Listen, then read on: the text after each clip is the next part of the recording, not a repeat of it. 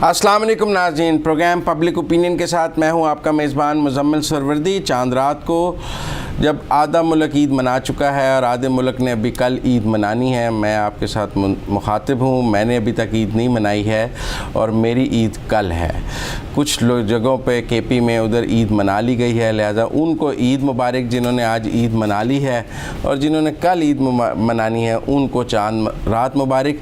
बहरहाल चांद रात के इस शो में ऑफिशियली, क्योंकि हम इसको चांद रात का शो कह रहे हैं, ईद की रात का शो नहीं कह रहे हैं, हमारे आज के मौज़ूआत में शामिल है कि ईद कैसे मनानी चाहिए। हमें अपने उन जवानों को, शोहदा को याद करने के हवाले से दुरानी साहब से बात करेंगे, कुछ BBC की स्टोरी पे बात करेंगे, ईद के बाद के मंजरनामे पे बात करेंगे। मेरे साथ मौजूद हैं दुरानी साहब। अस्सलाम वालेकुम दुरानी। वालेकुम अस्सलाम। आपने भी ईद नहीं मनाई ना अभी? आपने वैसे एक एग्जैजरेटेड स्टेटमेंट दी है कि आधा मुल्क। चलिए जी, मुझे तो आधा ही लगता है ना जी। जब मेरा जितना भी हिस्सा कट जाए जो मेरे साथ है, मुझे तो आधा ही लगेगा वो। एक इलाके में मतलब साफ की अगर एक सूबे ने ऑफिशियली ईद मनाई है।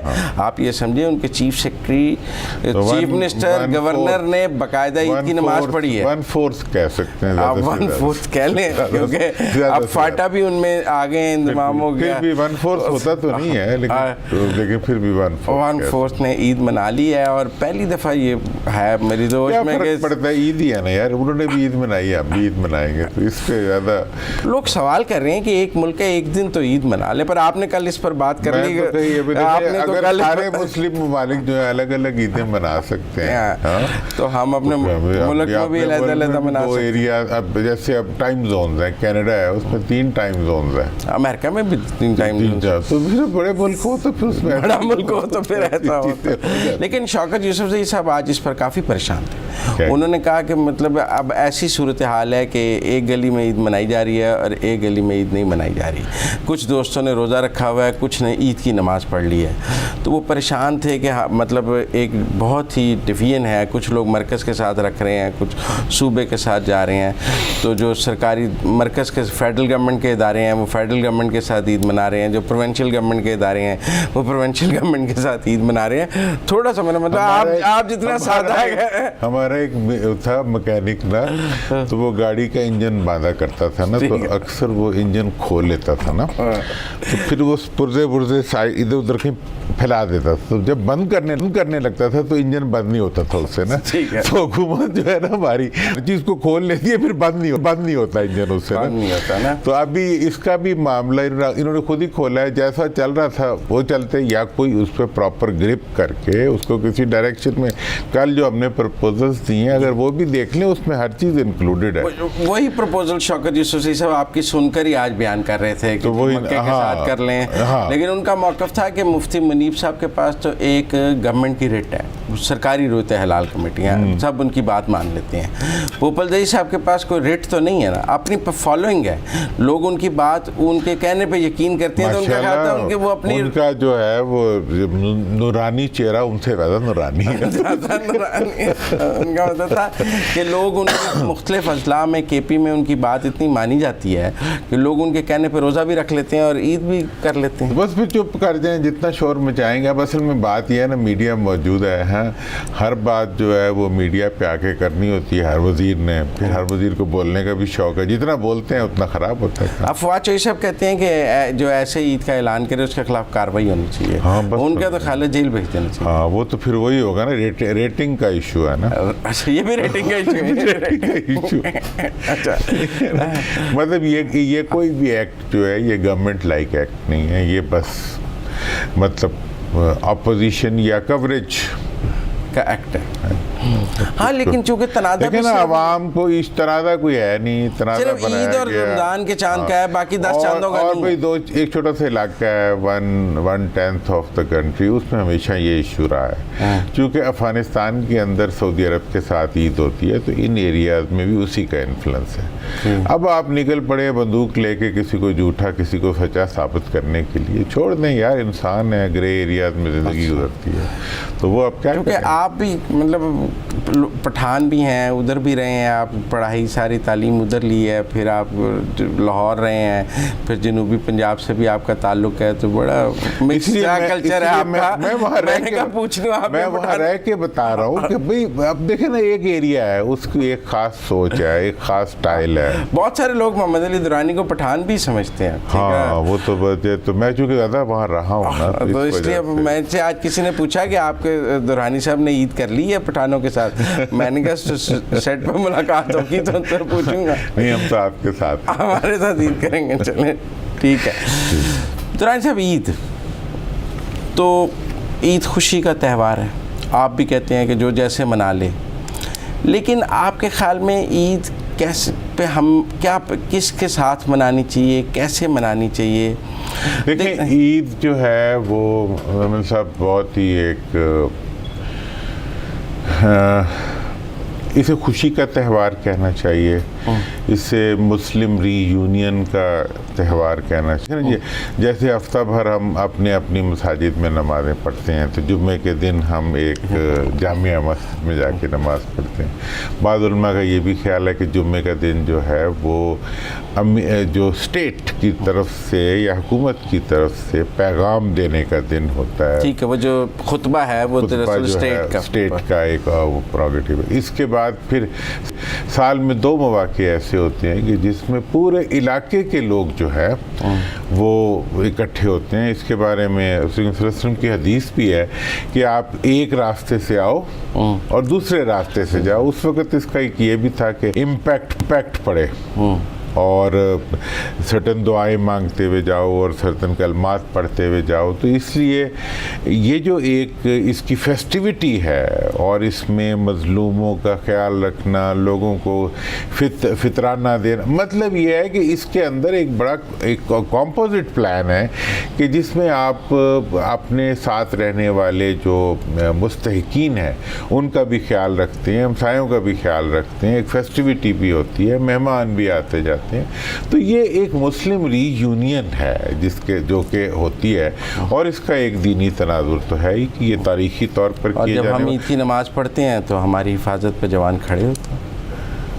वो एक देखें, ये एक बड़ा आज की रात में सबसे ज़्यादा जो चीज़ मैंने कुछ देखी भी, क्लिप्स भी देखी, जो चीज़ मुझे वो कर रही थी, मैंने कहा कि देखें पूरा मुल्क जो है, अब मैं भी रात से खुद ही दरवाज़ा खोल रहा हूँ अपना जाके ना, कल से ना हमारे साथ जितने दोस्त काम करते हैं तो वो सब अपने अपने घरों को छुट्टी पे जा चुके हैं, तो अब ड्यूटी उनकी मैं ही कर रहा हूँ या बच्चा कोई करता है या कुछ भी होता है। और मेहमानदारी भी ज़्यादा हो गई है, मेहमानदारी भी हो गई, तो क्या वो चले, वो तो एक खुशी है। लेकिन मुझे ये ख्याल आया कि मैंने कुछ लोग ऐसे हैं जो घरों पर नहीं है, वो अपनी ड्यूटी पे हैं, ईद पे। एकदम से मुझे सियाचिन का ख्याल आया, मेरे भाई साहब ने भी वहाँ ड्यूटी की हुई है। फिर मुझे कश्मीर का, नीलम वैली का, फिर मुझे पूरे बॉर्डर का, लाइन ऑफ कंट्रोल का आया, फिर मुझे अफ़गानिस्तान में जहाँ बाढ़ लग रही है उस बॉर्डर का आया, फिर मुझे ईस्टर्न बॉर्डर का आया। तो मैंने कहा हज़ारों हमारे ऐसे नौजवान हैं, लाखों जो कि इस वक्त सरहद की हिफाजत कर रहे हैं ताकि मुज़म्मिल ईद अच्छी तरह कर ले। हाँ, मैं अमन से और खुशी से ईद कर लूँ। और अब उनके ऊपर एक मज़ीद जिम्मेदारी भी आयद कर दी गई है। वो भी ये है कि चूँकि इस वक्त हाइब्रिड वॉर चल रही है, तो उसके अंदर दहशतगर्दों की शक्ल में आपके ऊपर हमले होते हैं। बिल्कुल। तो अब ये है कि वो एक तरफ तो सरहदों की हिफाजत कर रहे हैं और दूसरा मुल्क के अंदर भी, वो मुल्क के गोशे गोशे के अंदर पुलिस, रेंजर्स उनके साथ मिल के वो जो है वो आपकी इसलिए हिफाजत कर रहे हैं कि जहाँ पर मुज़म्मिल साहब पढ़े हों या पाकिस्तान का कोई शहरी भी नमाज पढ़ा हो, वहाँ कोई दहशतगर्द आके कोई दहशत का पैगाम ना दे दे, उस पर भी वो अलर्ट हैं। ठीक है जी। जब हम नमाज इवन पढ़ रहे होते हैं तो हमारे चारों तरफ जो है कई जवान जो है वो वर्दी के अंदर बड़े बड़े बूट पहन के अपनी नमाज छोड़ के हमारी नमाज की हिफाजत कर रहे होते हैं। नहीं, आज चांद रात पे लोग शॉपिंग के लिए निकलेंगे तो उन बाज़ारों की हिफाजत कर रहे हैं, क्या सड़कों की हिफाजत कर रहे हैं। ये जो सब लोग हैं, क्या बाकी लोग भी तो तनख्वाह लेते हैं? इन्हें कोई ज़्यादा तनख्वाह तो नहीं मिलती, लेकिन ये इन पर तनकीद ज़्यादा होती है। इनकी ड्यूटी है और वो अपनी ड्यूटी उन्होंने अपने मुल्क का तहफ़्फ़ुज़ रखा है।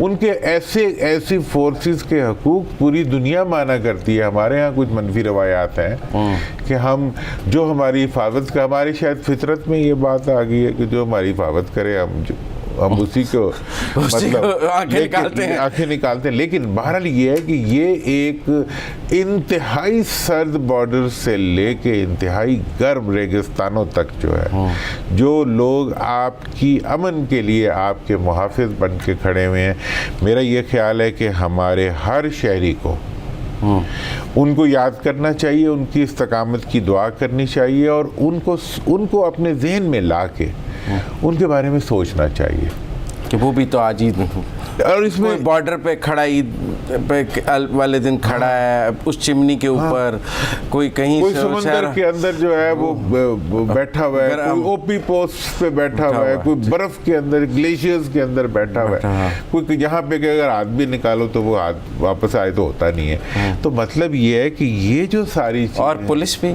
और पुलिस का भी यही रेंजर्स भी, हजारों जवानों ने इस दहशतगर्दी के खिलाफ जंग में जो है अपनी जानें दी हैं और यही हाल रेंजर्स का है। लेकिन इसमें जो एक और चीज़ इससे भी अगला स्टेप है वो ये है कि वो शोहदा और वो ज़ख्मी जो इस जंग के दौरान, देखें एक रिवायत है कि जी जब जंग होती है तो उस वक़्त शोहदा भी होते हैं, लोग ज़ख्मी भी होते हैं, सब कुछ होते हैं। लेकिन एक ऐसी जंग है जो पाकिस्तान में 1 दिहाई से ज़्यादा से ये पूरी फोर्सेस लड़ रही है, दहशतगर्दी के खिलाफ जो जंग है, जो हमारा अंदर दुश्मन है उससे लड़े, अंदर नहीं है बाहर से हाइब्रिड वॉर की शक्ल में वो हमारे ऊपर हमला कराता है। उसके लिए अंदर बाहर हर तरफ से वो रिसोर्सेज को यूज़ करते हैं, लोगों की वनरेबिलिटीज़ को यूज़ करते हैं। शोहदा हैं। अब अगर आप ढूंढने जाएं तो हर मोहल्ले, हर गांव, हर शहर में आपको कोई ना कोई शहीद मिलता है। बिल्कुल। तो मेरी तो नाज़रीन इस वक्त ये बड़ी आपसे दरख्वास्त भी होगी कि अगर हमारे आसपास कोई घर ऐसा हो जिसमें कोई शहीद आ चुका हो या जहाँ कोई ज़ख्मी हो या जिस घर ने कुर्बानी दी हो, हम में से हर फर्द को उन घरों को खुसूसी तौर पर ताज़ीम देनी चाहिए। ईद के मौके पर उन घर वालों को, उनके घर वालों को, देखें ये कहना तो शहीद तो ताहयात जिंदा रहता है, लेकिन जो मौत है कौम की हयात है, लेकिन घर वालों के लिए तो शहीद की कमी जो है वो जिगर गया है कि वो कमी कभी नहीं जाती। तो इसलिए मैं ये आपसे ज़रूर दरख्वास्त करूँगा कि आपके करीब अगर कोई शोहदा के घर हैं, कोई ऐसे घर है जो ज़ख्मी है, ऐसे घर हैं जिनके अजीज़ों ने कुर्बानियाँ दी हैं, सबसे पहले ईद के बाद आप उनके घर जाएं, उनकी ताज़ीम करें, उनका शुक्रिया करें, उनके साथ तोहफे तहफ़ दें। उनको सबसे बड़े तोहफे की ज़रूरत है कि उनको ताज़ीम और उनको एहतराम और उनको प्यार और उनके प्यारों की कमी को उनको महसूस ना हो। मुझे ब्रेक लेनी है, लेकिन मैं एक सवाल आपके लिए छोड़ के जा रहा हूँ कि हमारे यहाँ ये शोहदा के घरों में जाना करना जो है ना, ये समझते हैं कि फ़ौज की ही जिम्मेदारी है कि वो अपने शोहदा के घरों में जाएं और ये करें। सिविल साइड पे इस पे कोई तवज्जो नहीं है। मैं नहीं समझता कि कोई हुक्मरान, सिविल हुक्मरान जाते हैं, मुंतखब नुमाइंदे जाते हैं। इस पर मैं बात करना चाहता हूँ आपसे कि ये जिम्मेदारी सिर्फ सिविल साइड की तो बिल्कुल नहीं है और सिर्फ अस्करी साइड की है। लेकिन ब्रेक के बाद वापस आते हैं तो बात करते हैं।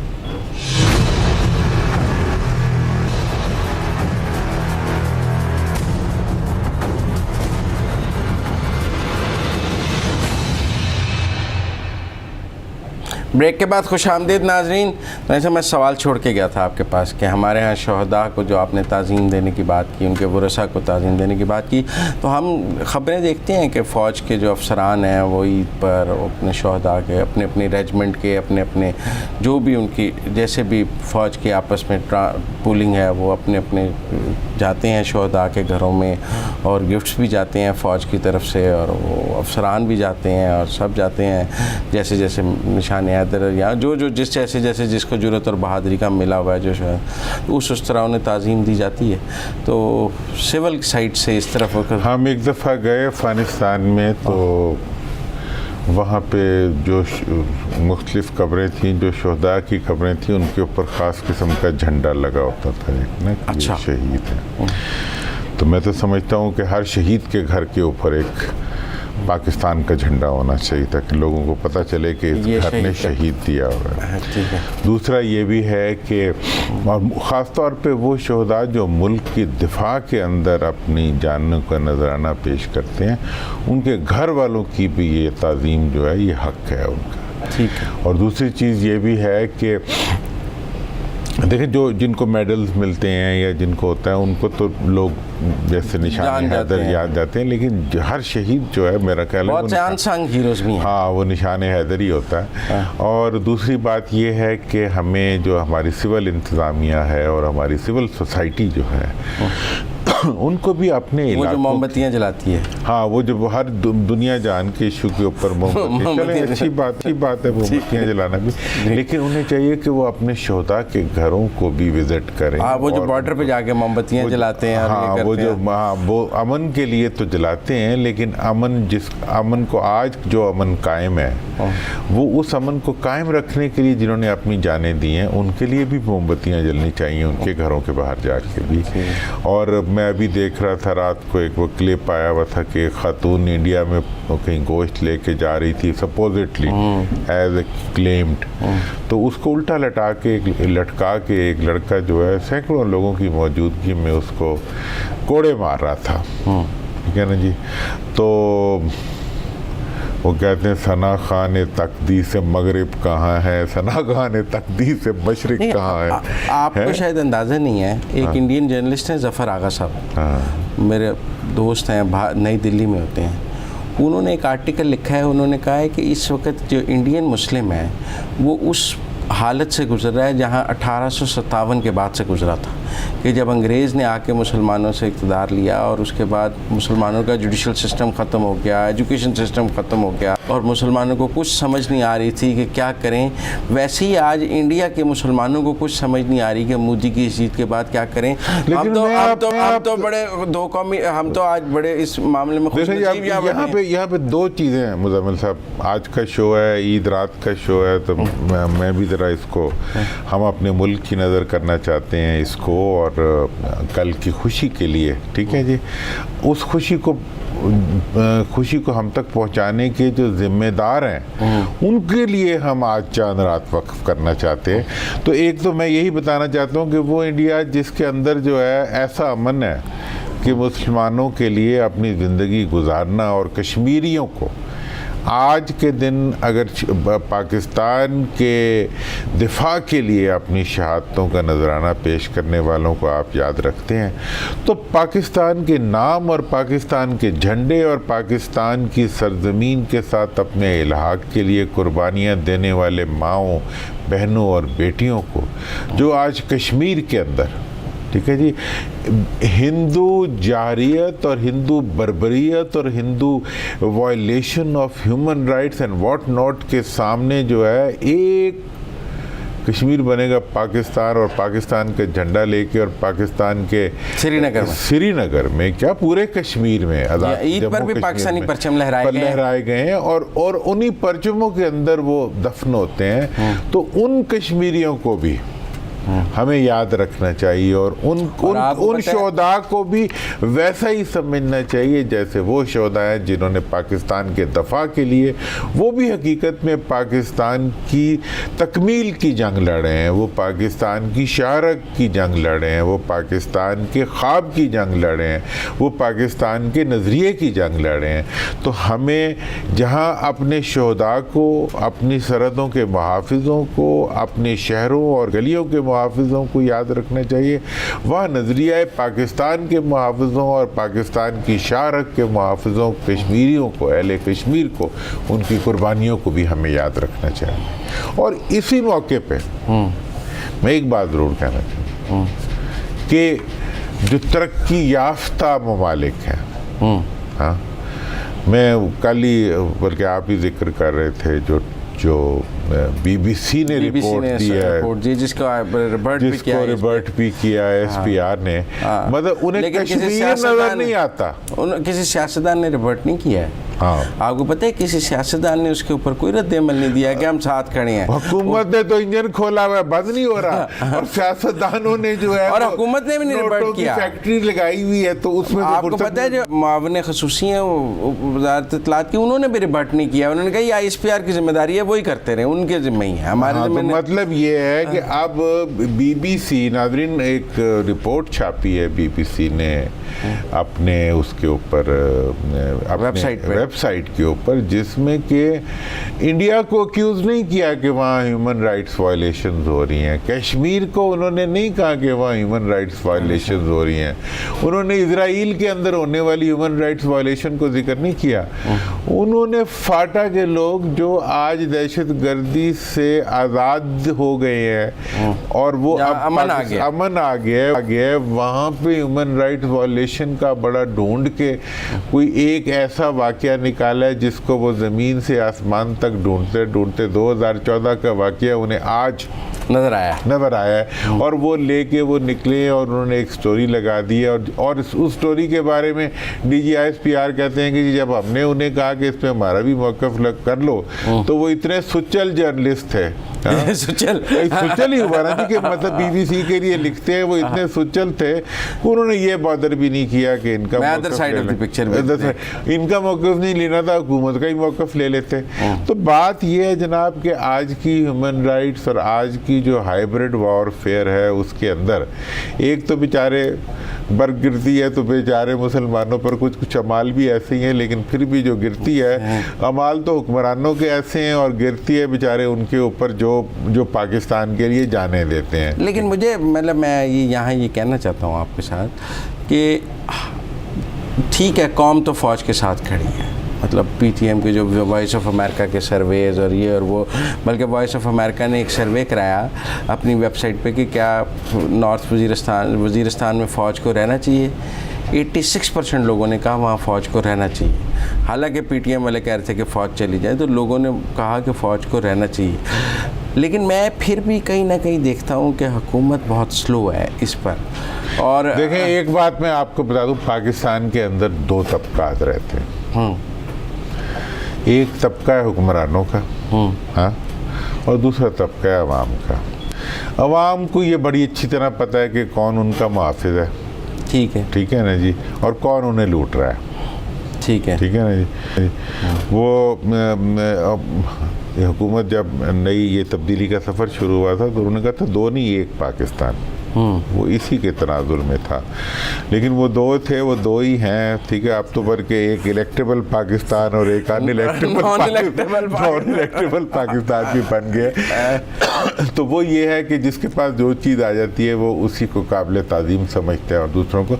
लेकिन मैं ये समझता हूँ कि इस वक्त और हर वक्त हमने पाकिस्तान में ये देखा है कि पाकिस्तान के हुक्मरान जो हैं वो अपनी ज़ाती मफाद, अपनी ग्रोही मफाद और अपनी आमरीत पे मबनी ख़ानदानों के मफादात से आगे ना इनको पढ़ सकते हैं, ना पाकिस्तान को देख सकते हैं। नहीं, वो बिलावल जो है वो वैसे तो बड़ी टेररिस्ट तंजीमों पर बात करते हैं, बड़ा इंटरनेशनल। नहीं, वो सिर्फ उसको टेररिस्ट कहते हैं जिसको, ये BBC पे नहीं उन्होंने बात, हाँ, जिसको मोदी टेररिस्ट कहता है। हाँ। वो यही कहते हैं कि ये हाउस इन ऑर्डर लाए, फलां हो गया, फलां हो गया, फलां हो गया, और जी ये दहशतगर्द वजीर से किसी पाकिस्तानी शहरी से मिल लिया, वो तो जी दहशतगर्द है, चूँकि मोदी ने उसको दहशतगर्द कहा। शर्म तुमको मगर नहीं आती।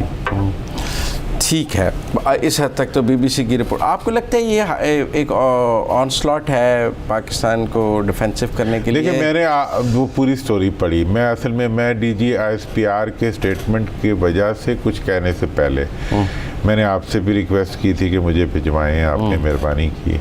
मैंने पूरी स्टोरी पढ़ी है, उसको मैं खुद समझता हूँ जर्नलिज्म क्या होता है और कैसा होता है। आप खेल रहे हैं जर्नलिज्म के साथ कई सालों? मैं सालों से, बचपन से इसी तरह होते हैं। तो मैं ये कहना चाहता हूँ कि वो स्टोरी जो है वो कोई भी जर्नलिस्टिक तकाज़ों को पूरा नहीं करता।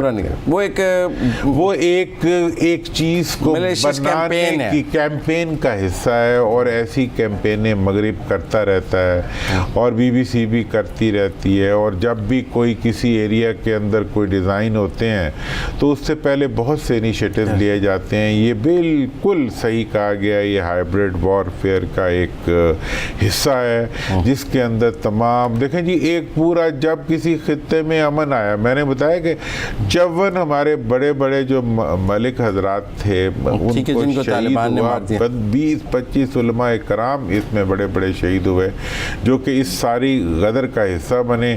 उनके ऊपर उस वक़्त तो कोई स्टोरी नहीं आई, लेकिन अब स्टोरियाँ ही स्टोरियाँ हैं। इससे नज़र आता है कि डांडे किसके कहाँ मिल रहे हैं। लेकिन नाज़रीन, वक्त वो है ब्रेक, और ब्रेक के बाद जब आएंगे तो कुछ ईद के बाद का मंजरनामा दुरानी साहब से देख समझेंगे कि ईद के बाद का सियासी मंजरनामा क्या होगा। मिलते हैं ब्रेक के बाद।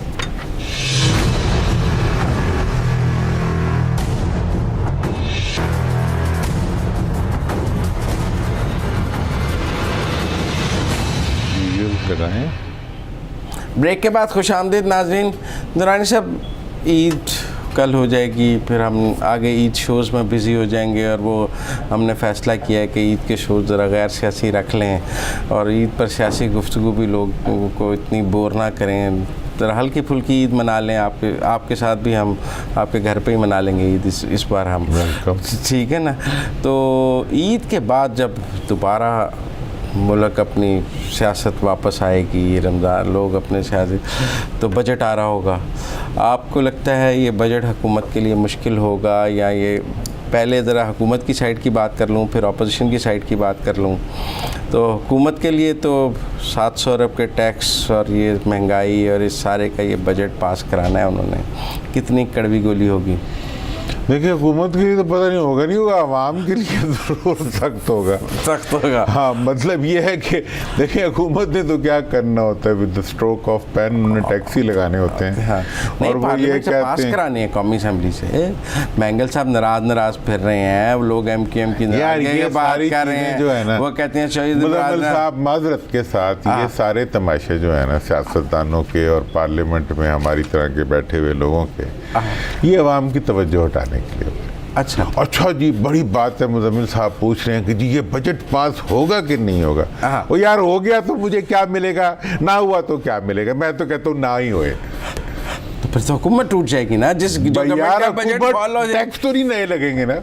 अच्छा, हाँ, आप मेरे से पूछ रहे हैं एक आम शहरी के तौर पे कि जी बजट के बाद पास करा सकेगी कि नहीं करा सकते? कोई हर केक खाए, पास हो गया तो कौन सा कोई यहाँ पे वो दूध की नहरें बह पड़ेंगी, और पास ना हुआ तो यहाँ पे कोई तूफान आ जाएगा। भाई बात यह है कि पास तो हो ही जाएगा, क्योंकि बजट पास कराने में सारों का इंटरेस्ट होता है। अच्छा, ठीक है जी, जो भी पार्लियामेंट में बैठा, मुक़्तदर हल्कों का भी इंटरेस्ट होता है, और सारा मुक़्तदर हल्कों को तभी आप बात करके आए हैं, आपको शहीद याद नहीं रहते, हल्कों में सियासत याद रहेगा, लेकिन फिर भी ठीक है। वो 1 मिनट में जो है वो कहते हैं उत्थे यान खलोती तो आपने कहा आज का दिन तो बख्श दे, ठीक है। हाँ, तो कुर्बानियों वालों को जो मुल्क के लिए सब कुछ करते हैं उनको। लेकिन मैं ये कहना चाह रहा हूँ कि बात ये होती है कि जनाब, आपने बजट पास करना हुकूमत और अपोजिशन दोनों की ज़रूरत होती है। अच्छा, अब ये है कि बजट के मौके के ऊपर ये सस्पेंस और थ्रिल, हाँ जी फलाना जो एलाई है वो ना हुआ तो इतने वोट नहीं होंगे, और चलो हुकूमत टूट गई तो फिर क्या होगा? वैसे कोई चांस है? लोग पूछते हैं। देखिए, मैं आपके बजट को डील कर लूं। अच्छा, अभी बजट को हाँ, बजट जो है ना, बजट अगर ना लगता तो मैं तो खुश रहता, चलो इसी हिसाब से। यार बजट तो यहाँ रोज ही हर महीने की बजट आता है, ठीक है, वो आ जाता है। लेकिन चले फिर भी हम कहते चलो कि एक कभी साल बाद कीमतें बढ़ती थी तो बजट बड़ा इंपॉर्टेंट होता था। हर जो चीज़ बढ़नी होती, जिस वक्त बढ़नी होती है, बड़े आराम से बढ़ जाती है। मतलब ऐसा है, पूरी हुकूमत जो है, हर हुकूमत आजकल है ना, वो जेब पुत्रों की वो लगती है नानी कि हर महीने जो है ना वो हमारी जेब में से कुछ ना कुछ निकाल, बिल कभी ज़्यादा आ जाते हैं, फिर कहते हैं कभी दवाइयों की प्राइसेस जो है 100% बढ़ जाती हैं, फिर कहते हैं ये गलत बढ़ गई थी, और जो मैंने लिए हैं उनके पैसे मुझे कौन वापस करेगा मुजम्मिल साहब, ठीक है ना। तो बात ये है कि ये बजट जो है ये मेरे लिए तो है नहीं, ना आपके लिए, ठीक है जी, नहीं है ही हमारे लिए, हाँ हम पे ही लगना चाहिए, सबक तो करें ना। तो मतलब ये बजट जो है इसका हमें कोई फायदा नहीं है, नुकसान ही नुकसान। तो इसलिए हमारे तो लिए ना हुआ ना, हमारे लिए तो वो होगा जो हमारा फायदा होगा। एक सूट आपने कोट पहना हुआ है, तो अगर आपका ना कोट हो और वहाँ पड़ा हो कि तो आपकी बला से, तो मतलब ये है कि इस बजट में हमारे लिए कुछ नहीं है, इसलिए ये पास हो जाएगा।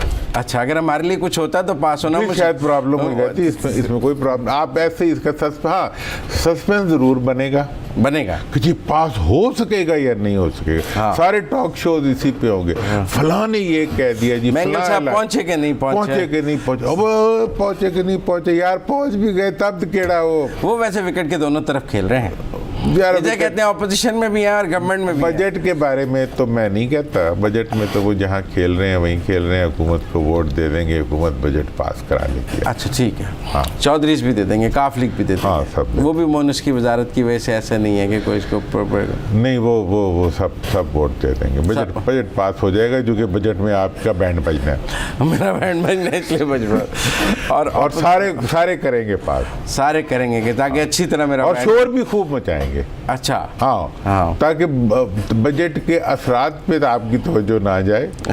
हाँ जी, उसके ऑप्टिक्स पे ड्रामा, एक गुड शो जो कहते हैं डाइवर्जन लगा देना, हाँ, पुल टूटा हो ना, वो कहते हैं नाले तो लग जाए। अच्छा, अब अपोजिशन पे आ जाते हैं। ईद के बाद मौलाना फजलुर रहमान साहब ने APC बुलानी है, उसके एजेंडे पे सुना है बड़ा कोई अभी बातचीत हो रही है, तय नहीं हो पा रहा कि इमरान खान से इस्तीफ़ा मांगना है, धरना देना है, क्या करना है। तो वो आपको जो मुत्तहिदा अपोजिशन की APC है, जैसे इफ्तार के बाद जो तय हुई थी, उसको आप कहाँ देख रहे हैं? देखिए, आपका जो असल सवाल है ना, हाँ, वो ये है, या मेरे जहन में जो इस वक्त सवाल है, जब आप मौलाना फजलुर रहमान साहब को भी ले आते हैं वो, और कि अपोजिशन जो है पार्लियामेंट बजट के बाद, हाँ, पार्लियामेंट के अंदर रहेगी या पार्लियामेंट से बाहर जाएगी? ठीक है, कि वो अभी तक उनका जो चैम्बर प्रैक्टिस से निकल के सड़कों पे आएगी या नहीं आएगी? देखिए, ये वाहिद हम लोग हैं जिन्होंने पहले दिन से इसको डिफाइन किया था कि ये अभी तक इनका फैसला है कि इन्होंने चैम्बर प्रैक्टिस करनी, ठीक है। उसके बाद एक दिन इन्होंने ऐलान किया कि जी हम चैम्बर प्रैक्टिस से हम रोड प्रैक्टिस की तरफ जा रहे हैं। वो जो 28 मई वाला वो भी ना हो सका, वो जो फोटो ऑप्टिक्स वाला एक प्रोग्राम हुआ था, जिसमें जरदारी साहब ने जिसके बाद कौम को तोहफा ये दिया कि 3 लीडरों के बच्चे जो हैं, वो 70 साल, 60 साल, 50 साल सियासतदान जमहूरी प्रोसेस से निकले हुए उनकी ग़ुलामी के अंदर चलेंगे और वो लीड करेंगे हर दूर टच। अच्छा, तो इसके बाद ये है जनाब कि इस सारी सिचुएशन में जो आइंदा का है वो, लेकिन फिर ये हुआ 2 दिन बाद वो वापस हो गई बात, वो एक दिन खबर बनाई और चले गए। अब सवाल ये है कि क्या अपोजिशन असेंबली के अंदर रहेगी या बाहर रहेगी? अगर असेंबली के अंदर रहेगी तो असेंबली चलती रहेगी, अपोजिशन को तनख्वाहें मिलती रहेंगी, हुकूमत को भी मिलती रहेंगी। अगर अपोजिशन से बाहर आएगी तो फिर असेंबली चलती जाएगी, मतलब नहीं, अगर अपोजिशन असेंबली से बाहर आएगी, हाँ, तो फिर असेंबली चली जाएगी, फिर असेंबली का वजूद ख़त्म हो जाएगा, फिर असेंबली के वजूद ख़त्म। अगर वो बाकायदा सड़कों के ऊपर तहरीक चलाने का फैसला करते हैं और असेंबलियों से इस्तीफ़े देते हैं। नहीं, इस्तीफ़े क्या होते हैं? इस्तीफ़े ना दें भले, असेंबली से वो क्यों इस्तीफ़ा देंगे? धरना देते हैं या कोई वो अगर वो लॉन्ग मार्चों की तरफ और वो हंगामों की तरफ आते हैं। देखिए, अब इसमें 2 फैक्टर्स होंगे। अगर हुकूमत का बजट इतना सख्त हुआ कि वो आवाम के लिए ज़्यादा तकलीफ़ का बास हुआ, तो उस सूरत में इस चीज़ का इम्कान मौजूद है कि अपोजिशन जो है वो इस मौके को फ़ायदा समझते हुए सड़कों पे आने की कोशिश करेगी, ठीक है जी। क्योंकि मतलब प्रोवाइडेड कि वो ये फैसला करते हैं और वो आइंदा के आपको कितने चांस लगते हैं? देखें जी, ये अपोजिशन जो है ये बगैर पैंदे का लोटा है, बेपैंदे का लोटा। हाँ मतलब वो लोटे तो पहले तो इलेक्टेबल्स लोटे होते थे ना, इधर से घूमे उस पार्टी में चले गए उस तरफ। ये अपोजिशन भी लोटा है। ठीक है ना जी, ये घूमता रहता है। ठीक है, ये रोज़ की खबर बना के फिर इधर घूम जाए, जेल में चला गया इधर घूम जाता है, जेल से बेल हो जाए उधर घूम जाता है। मानते हैं भी सारी ईद के बाद ही लग गई हैं। हाँ, जब मानते लग जाए तो फिर लोटा उधर घूम जाता है। तो ये लोटों की अपोजिशन है। तो अपोजिशन ने अभी तक कोई फर्मनेस शो नहीं की, किसी पब्लिक इशू के ऊपर कोई स्टैंड नहीं लिया। उनकी जमहूरियत सिर्फ खतरे में है और वो इस वजह से खतरे में है। पर आप तो कह रहे हैं अगर वो बाहर आएंगे तो हुकूमत खतरे में है, अगर वो अंदर रहे तो खतरा नहीं है। मैं उनकी बयानात की बात कर रहा हूँ। हाँ नाज़रीन, अच्छा किया सवाल। देखें, इस वक्त जो अपोजिशन की सूरत हाल है वो ये कहते हैं कि अगर बिलावल साहब, जरदारी साहब या मियाँ साहब या पुराने जो हुक्मरान हैं, उनकी किसी भी करप्शन के ऊपर किसी किस्म की कोई अकाउंटेबिलिटी हुई तो उस सूरत में जमहूरियत खतरे में चली जाए। अगर जमानतें मनसूख हो गई 11-12 को, तो जो फिर लगी जमहूरियत खतरे में है, उसके बाद फिर तहरीक चलने का वो ऐलान करा। तहरीक चला सकेंगे नहीं चला सकेंगे ये हम बाद में बात करेंगे, लेकिन वो ये कहते हैं। और अगर उनको कुछ ना कहा जाए, अगर जमानतें चलती रहें, जमानतें चलती जाएं और उनके पैसे महफूज रहें, तो वो कहते हैं कि जी हाँ अवाम बहुत तंग है, लेकिन ये है कि हम पार्लियामेंट कौम के वसीतर मफाद में पार्लियामेंट के अंदर हाँ, जमहूरियत जो है वो सबसे बड़ा इंतकाम है अपोजिशन का। ठीक है जी, और वो हुकूमतों का भी जमहूरियत इंतकाम ही होती है और अपोजिशन का भी इंतकाम होती है, क्योंकि हमारी पार्लियामेंट में जमहूरियत है नहीं, वहाँ बहुत ही बुरी। तो आपको धरना या लॉन्ग मार्च नहीं नजर आ रहा? देखिए जी, मैं ये समझता हूँ बड़ी तक तो नहीं नजर आ रहा। अगर अपोजिशन धरना या लॉन्ग मार्च की तरफ जाती है तो जा सकती है। अच्छा, हाँ, अगर तो इन्होंने ठीक, वो समझते हैं इमरान बहुत अनपॉपुलर हो गया तो राइट टाइम है टू स्ट्राइक। देखिए, अनपॉपुलर होने की वजह से उन्होंने कभी किसी को स्ट्राइक नहीं किया। अच्छा, जरदारी साहब की जब हुकूमत थी अल्टीमेटली अनपॉपुलर थी। मियाँ साहब ने कहा नहीं हम 5 साल, चूँकि सब पंजाब की हुकूमत उनके पास थी। ठीक है, इसी तरह मतलब इस वक्त सिंध की हुकूमत जरदारी साहब के पास है। लेकिन जब आप उनकी तिजोरियों में हाथ डाल रहे हैं, जब उनका लूट का माल है या नहीं तो है, किसी का कोई वापस नहीं आया, बस बातें। वो तो बातों का, वो तो हुकूमत की परफॉर्मेंस है ना। नहीं आया, ठीक है जी। और फिर बहुत से हमारे दानिश्वर भी हैं आपकी तरह के जो यकीन ही नहीं रखते कि वापस आना चाहिए या आ सकता है, ठीक है ना जी। तो हम चूंकि अवाम है, हम ख्वाब देखते हैं कि यार शायद कभी आ ही जाए, ठीक है। तो आपका माशाल्लाह मतलब आपकी दोस्ती है सारे लीडरों से, तो आप कहते हैं नहीं वो तो दोनों तरफ एक जैसे लोग हैं। जब मैं बड़े बड़े लीडरों से मिलता था ना, मिलता हूँ अभी भी, तो मुझे बड़े मासूम लगते हैं। हाँ, लेकिन जब आवाम में जाता हूँ तो फिर अपने आप भी जालिम ही लगता है ना। लेकिन बाहर उनका हाल देख के, तो इसलिए मैं ये कहना चाहता हूँ कि ऐसी सिचुएशन में अब अगर अपोजिशन का, अब एक नाज़रीन अपोजिशन सिर्फ एक सूरत में सड़कों पे आएगी, अगर उनको ये ख़तरा पैदा हो जाए कि उनका माल उनसे छीने जाने का इम्कान पैदा हो रहा है। अच्छा, हाँ, अगर ये चीज़ हुकूमत ने सही तरीके पर मैनेज कर ली और कोई एक केस भी सही ढंग से बना के इन्होंने किसी कोर्ट में पेश कर दिया और इनकी बाहर की जो प्रॉपर्टीज़ हैं 28 मुल्कों से 1,54,000 आए, उसके बाद कोई नहीं आया नाम। नहीं तो उन 1,54,000 का क्या कर लिया हमने? उन 1,54,000 कुछ नहीं किया। तो इसका मतलब है अगर हुकूमत ने इन लोगों को, जिन लोगों ने पाकिस्तान को लूटा, जो पॉलिटिकली एक्सपोज पर्सनस हैं, मैं बिजनेसमैनों की बात नहीं कर रहा, जो पॉलिटिकली एक्सपोज पर्सनस हैं, सारे बिजनेसमैन पॉलिटिशियन है, सारे पॉलिटिशियन बिजनेसमैन है, सारे बिजनेसमैन पॉलिटिशियन नहीं है। लेकिन मैं बहुत सौ को जानता हूँ जो नहीं है, जो हैं बस वो तो फिर टोके पे है ना। तो अगर उनका माल जो है वो वापस नहीं लाया जाता, ठीक है, फिर रावी चैन लिखेगा, फिर रावी चैन लिखेगा, वरना रावी जो है चले वो रावी बनेगा। ज़राइन साहब, आपको भी और नाजरीन को भी एडवांस ईद मुबारक। तो कल ईद है पाकिस्तान में, जो 2/3 पाकिस्तान में कल ईद है, 1/4 में कल आज हो चुकी है। बहरहाल आपको एडवांस ईद मुबारक। आपसे कल ईद शो के साथ मुलाकात होगी। अपने मेज़बान मुज़म्मिल सरवर्दी को इजाज़त दीजिए। अल्लाह हाफ़िज़।